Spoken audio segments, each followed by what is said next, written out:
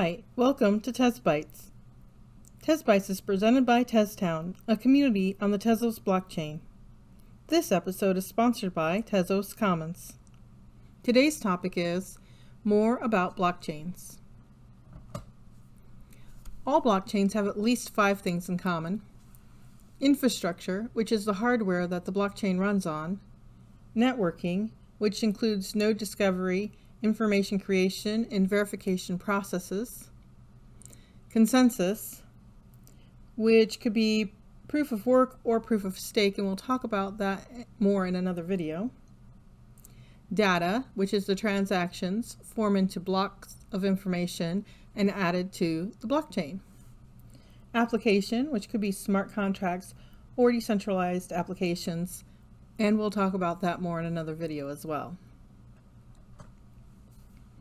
Decentralization is a very important function of blockchains. It eliminates several risks that can happen when storing data centrally, like for example the 51% attack.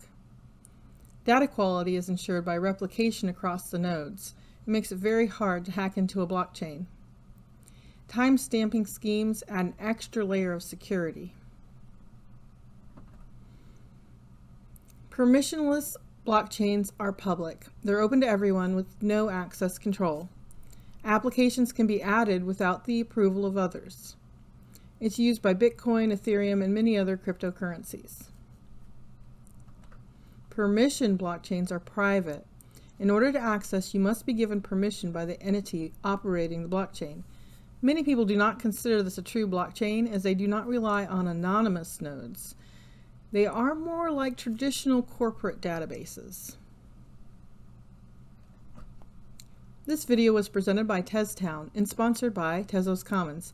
Thank you for watching this episode of TezBytes, narrated by Lily White.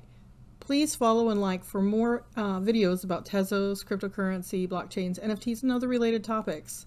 And if you found this video helpful, please consider donating so that we at TezTown can provide more resources like this one to help creators, collectors, and community builders succeed in crypto. Bye-bye for now. See you around the blockchain. TezTown.